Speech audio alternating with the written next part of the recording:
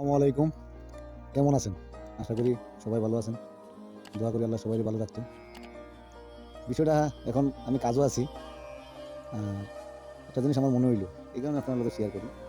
বর্তমানের যে পরিস্থিতি, আপনি মহিলা নিয়া অনেক ধরনের আপনি মনে করেন দুঃখ-সুখ আছে। আ একসময় দেখা যাইতেছে আপনার বেশি অংশ যারা প্রবাসীরা তারার উদ্দেশ্য কি? তারা অনেক কষ্টে ব্যবসা রুজি করে বা তারা যে ৫ বছর ৪ বছর মা-বাপ, ভাই-বোন, আত্মীয়স্বজন ছাড়া থাকে, তারা অনেক কষ্টে থাকে। তো কি তাহলে থাকে? ২ টা টিয়া রুজি করতো, ফ্যামিলি নিয়ে সুন্দর মতন চলতো। তখন একটা ডাল ভাত খাইতে পারে।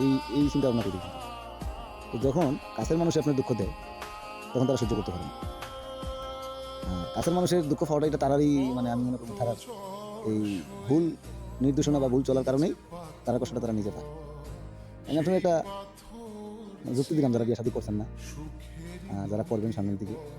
তারা যেমন আমি একটা গল্প করি, গল্পটা শুনুন। গল্পটা হইলো এই, আপনার একটা মেয়ে গ্রাম অঞ্চলেও জানি না সব এলাকাতে এরকম আছে কিনা। তো এই এলাকাতে আমার যেরকম আছিল, একটা মেয়ে তার মার থেকে বেশি সিয়ানা। তার মা মনে করেন ১০ ঘর বাজ্যা খাইতো। আর এই মহিলাটা এই মেয়েটা মনে করেন ২০ ঘর বাজ্যা খায়। খুব চঞ্চল কিন্তু মেয়েটা অনেক সুন্দর। তো আস্তে বয়স হয়ে যায় গিয়া মেয়েটার আর বিয়া শাদী দিতে হয় না। এত চঞ্চল মেয়ে কে বিয়া করবে? জানি না কে বিয়া করবেন।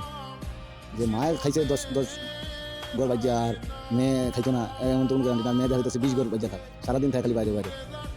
তখন তো কেউ মনে করেন আপনার বিয়া শাদী তো কেউ মত দেন না বা বিয়া করেন না। তো একদিন এক ঘটকে মনে করেন যে হেও এক ইয়া আরকি আলাদা টাইপের মানুষ। হেরে কইলো যে, "বাহ! তুমি হে আইছে এলাকার ভিতরে এখন তারে পাইছে ভাই কত কইলো বা বিয়া শাদী কথা কয় বিয়া তো কথা। তখন ওখানে একটা মাইয়া আছে এই বিষয়ে তো আগে বুঝছো না বালা তুমি করবা না।" বললো, "ঠিক আছে তাহলে আমার পছন্দ হইবনি।" যে, "হ্যাঁ, তোমার পছন্দ হইবে আইও।" ভাইয়া দেখলো দেখার পরে দেখা যাইতেছে আপনার মেয়ের বাপ মা তো এমনও জামাই পাইতেছে না। এর মাঝে পাইছে জামাই। যাক কথাবার্তার মাধ্যমে আপনার সংক্ষেপে কই গল্পটা। হয়তো আপনার কাজেও লাগতে পারে। এই জিনিসটা আপনারা যদি করেন সবাই মিলিয়া বা যারা বিয়া শাদী করবেন, তারা করে লিছেন তারা তো আর মনে করেন এটাও আপনারা শুনতেছেন। শুনেন ভাইয়া। এখন আপনারা হ্যাঁ করলো কি তাদের ঠিক আছে, আমি বিয়া শাদী করবো, আমার আত্মীয়স্বজন আছে আমি তারা লিয়ে আইমু। দুধ ফিস্ট হইলো, তারা আর মনে করেন বিয়া শাদী লিয়ে কথাবার্তা শেষ। তো করছে কি তা, ধরুন এটা গাঁও গ্রাম, ঘাটি অঞ্চল। তো আইবার সময় তার এলাকা থেকে মনে করেন আপনি রাস্তার মাঝে যেদিন তার বরযাত্রী এদিন কুত্তার চাও একটা পাইছে, লইলে কুত্তার চাও লগে আর দেশি মুরগ একটা কিনলো, রাতা মুরগ। তো লইয়া আপনার আইলো বরযাত্রীর লগে এই কুত্তারও আনলো আর মুরগটারও আনলো। আইনা যা হোক আগে কিন্তু মানুষের বেশি অংশ মানুষের আগে রাইত দিয়া করতো। মুসলমান কোন আর হিন্দু কোন, হিন্দুরা তো এখনো করে। মুসলমানরা আগে রাইত দিত। তো আপনি মনে করেন যে আইয়া বিয়া শাদী হইলো বরযাত্রী খাওয়াইতো। তা কইলো দেখো আমার খুব শখের কুত্তা আর আমার শখের খুব এই মুরগটা আমি খুব কষ্ট করে তারা ভালো সেগুলো থেকে তারা যত্ন সহকারে ফালতাছে। তো তারা একটু মালাখানি টানি দিবে। তো তারা খাওয়াইলো মাইয়ার মা বাপ মাইয়া তারা সবাই শুনতেছে জামাই তো দেওয়া যায় খুব পশুভক্ত, জামাই তো খুব ধার্মিক মানুষ দেওয়া যায়। তো যাই হোক লইলো খাওয়াইটা তারা লইয়া অন্য কাজে আর রওনা দিছে বললি।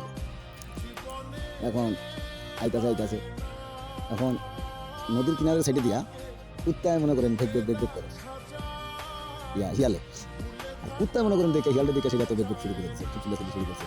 হ্যাঁ হিয়াল দেখলে তো বেশি কুত্তা চিল্লাইব, কুত্তা চিল্লাইতেছে চিল্লানির কারণে বইটা দিয়ে যেন বাড়ি মারছে তার মাথা লাগছে সেকেন্ড দিয়েছে নতুন মতো ভালো আল্লাহ আল্লাহ আমি নতুন বিয়া করছি তুই চিল্লাইতাছস।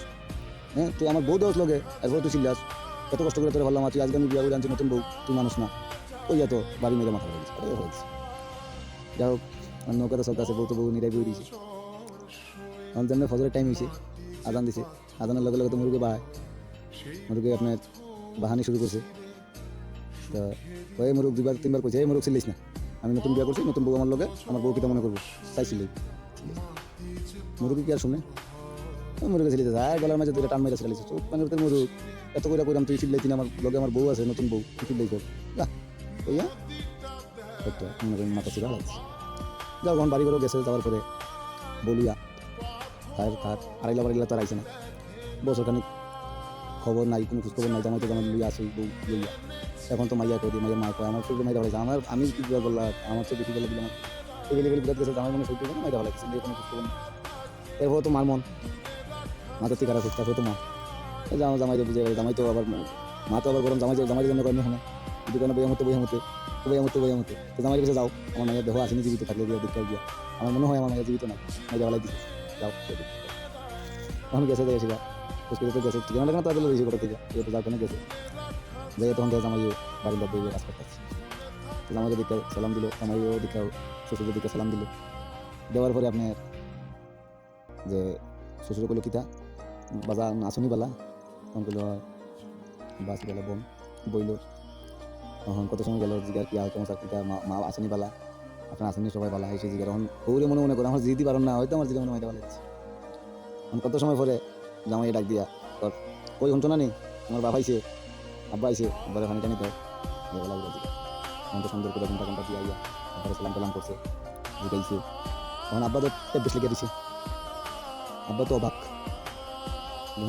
আমার মাইয়া আমি পারলাম না, আর এখন দেখা যায় যদি আমার মাইয়া নি বালা করে দিয়ে সাইডে দিতে না তার মাইয়া যাও খাইলো চলে যাও আবার নিয়ে করে বাতর দাও বারবারই দিল খাইলো সুন্দর মতন, তখন করলো শ্বশুরে কর জামাই দিয়েছে, জামাই আমি যেখানে গিয়া তারপর আপনারা দেখে আমি খুশি হইলাম, তো আপনারা যাইয়েন আপনাদের জানতেন না, জামাই বললো যাবা আমাদের তো কাজে কামের মানে ব্যস্ততা আমি এদিকে যাইতাম পারি না, যাই মনে সময় ফিরা, আর আপনার মাইয়াও তো মনে করেন যাইতে চান না করছে না সংসারটা এটা করতে ওই হিসাবে যান না, ঠিক আছে সময় ফিরে যাই হয়তো জামাই আই না টাকে দিয়ে হৌরে কইছে জামাই না পারেনি না দিয়ে পারেন লইয়া গেছে, তখন জামাই জিগার শ্বশুরে যে জামাই আপনি কী ওষুধ খাওয়াইলেন আমার মাইয়ার ওষুধ বানাই দিলেন, এই ওষুধটা যদি আমারই দিতেন তাহলে তো আমিও আমার বউর ওষুধ বানাইতাম, জামাইটা হৌরে কইল যে আব্বা আপনার যে রোগ হয়েছে এই রোগ কঠিন রোগ হয়েছে, এটা শক্ত রোগ হয়েছে, বর্তমানে এই রোগের হনার ওষুধ নেই, কারণ যা কদিন আসেন সে রোগীরা থাকেন, এই রোগের প্রথমেই ওষুধ